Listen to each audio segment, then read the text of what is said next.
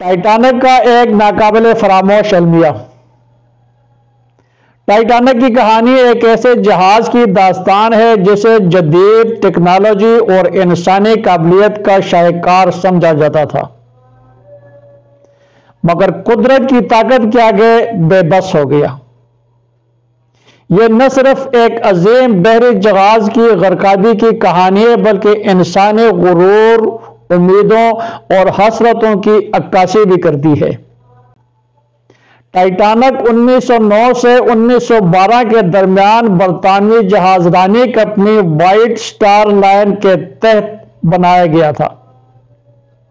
یہ اپنے دور کا سب سے بڑا مسافر بردار جہاز تھا، جس کی لمبائی 882 فٹ، اونچائی 175 فٹ اور وزن 46,000 ٹن تھا۔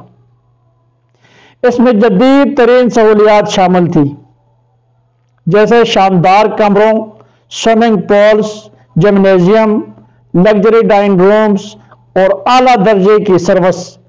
اس کا مقصد نہ صرف سفر کرنا تھا بلکہ اسے ایک 5 سٹار ہوٹل کی طرح عیش و آرام کا نشان بنایا گیا تھا۔ ٹائٹینک کو بنانے والے انجینئرز اور مالکان نے اسے ناقابل شکست قرار دیا تھا، کیونکہ ان کے مطابق یہ جہاز اتنا مضبوط تھا کہ کوئی بھی قدرتی طاقت اسے نقصان نہیں پہنچا سکتی تھی۔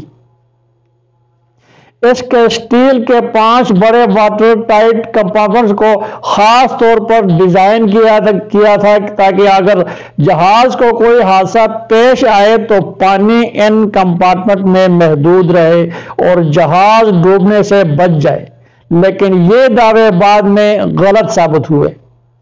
ٹائٹینک کا پہلا اور آخری سفر 10 اپریل 1912 کو انگلینڈ کے شہر ساؤتھ نمپٹن سے شروع ہوا۔ اس کے راستے میں فرانس اور آئرلینڈ میں بھی چند مقامات پر رکنا شامل تھا اور اس کا ختمی منزل نیو یارک، امریکہ تھا۔ اس سفر کے دوران 2200 سے زائد مسافر اور عملہ سوار تھا۔ مسافروں میں 3 مختلف طبقات کے لوگ شامل تھے۔ پہلی کلاس میں امراء اور مشہور شخصیات، دوسری کلاس میں درمیانی طبقے کے افراد اور تیسری کلاس میں غریب لوگ جو بہتر زندگی کے لیے امریکہ جا رہے تھے۔ 14 اپریل 1912 کی رات کو تقریباً 11:40 کے اوپر ٹائٹینک شمالی بحر اوقیانوس میں ایک بڑے برفانی تودے سے ٹکرا گیا۔ اس وقت جہاز کی رفتار 22 ناٹ تھی، جو کہ 41 کلومیٹر فی گھنٹے کے قریب تھی۔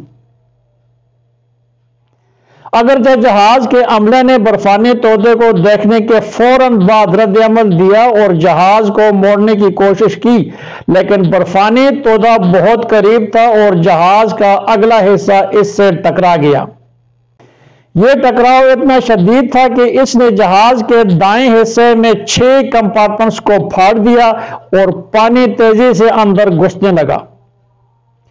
انجینئر نے جلدی سے اندازہ لگایا کہ جہاز کے 5 واٹر ٹائٹ کمپارٹمنٹ بھرنے لگے ہیں اور یہ کہ جہاز کسی بھی حالت میں بچ نہیں سکتا۔ ٹائٹینک میں تقریباً 2200 افراد سوار تھے، مگر لائف بوٹس کی تعداد صرف 1178 افراد کے لیے کافی تھی۔ اس کی وجہ یہ تھی کہ ٹائٹینک کے ڈیزائنر نے زیادہ لائف بوٹس کی ضرورت محسوس نہیں کی تھی، کیونکہ انہیں یقین تھا کہ جہاز کبھی ڈوبے گا نہیں۔ اس کے نتیجے میں مسافروں کو محدود لائف بوٹس میں جگہ حاصل کرنے کے لیے ایک خوفناک جدوجہد کا سامنا کرنا پڑا۔ زیادہ تر لائف بوٹس نے پہلے عورتوں اور بچوں کو جگہ دی، مگر بہت سے لائف بوٹس کو آدھا بھرا گیا، جس کی وجہ سے مزید لوگ بچائے جا سکتے تھے، لیکن عملے کے ارکان اور مسافر خوفزدہ اور الجھن کا شکار تھے۔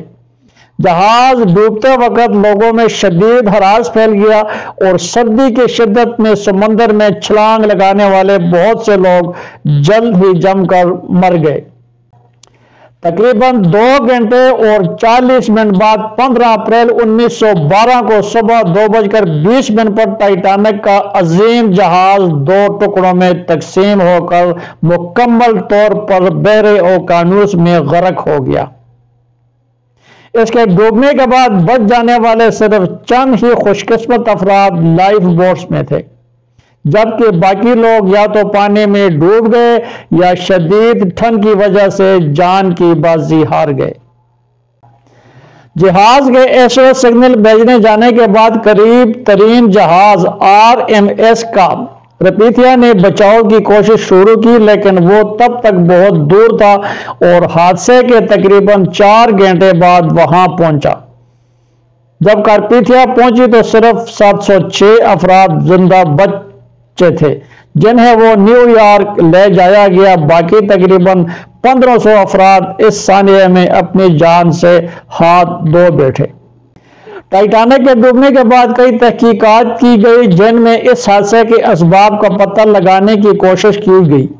کئی عوامل کو اس حادثے کی وجہ قرار دیا گیا، جیسے کہ جہاز کی رفتار زیادہ تھی، برفانی تودوں کی وارننگ کو نظر انداز کیا گیا، لائف بوٹس کی کمی اور ہنگامی حالت میں عملے کی تیاری کی کمی۔ اس کے ساتھ ساتھ یہ بھی بحث کی گئی کہ ٹائٹینک کو ناقابل شکست کہہ کر انسانی غرور اور خود اعتمادی کی حدوں کو عبور کر لیا گیا تھا اور اس کا انجام انتہائی المناک ہوا۔ ٹائٹینک کی غرقابی ایک عظیم المیہ کے طور پر یاد کی جاتی ہے اور اس حادثے نے جہاز رانی کی صنعت میں کئی اہم تبدیلیاں لائیں۔ اس حادثے کے بعد نئے حفاظتی اصولوں پر ضوابط بنائے گئے، جیسے کہ ہر جہاز میں مناسب تعداد میں لائف بوٹس کا ہونا، برفانی تودوں کی نگرانی کے لیے بین الاقوامی آئس پیٹرول کا قیام اور جہازوں پر مسلسل ریڈیو کمیونیکیشن کی موجودگی کو لازمی قرار دیا گیا۔ یہ داستان نہ صرف ایک جہاز کی ڈوبنے کی کہانی ہے، بلکہ یہ انسانی زندگی، قدرت کی بے رحم طاقت اور مستقبل کی ان نسلوں کے لیے ایک یادگار سبق ہے کہ غرور اور خود اعتمادی کی انتہا انسان کو تباہی کے قریب لے جا سکتی ہے۔ ٹائٹینک کا حادثہ 1 صدی سے زیادہ عرصے بعد بھی دنیا کے ذہنوں میں زندہ ہے۔ اس کی بنیاد پر کئی فلمیں، کتابیں اور دستاویزی فلمیں بنائی گئی۔ خاص طور پر 1997 میں ریلیز ہونے والی جیمز کیمرون کی فلم ٹائٹینک نے اس کہانی کو عالمی سطح پر مقبولیت بخشی۔ اس فلم میں ٹائٹینک کی المیہ کہانی کو ایک رومانی پس منظر میں دکھایا اور دنیا بھر کے لوگوں کو اس حادثے کے بارے میں جذباتی طور پر جوڑ دیا۔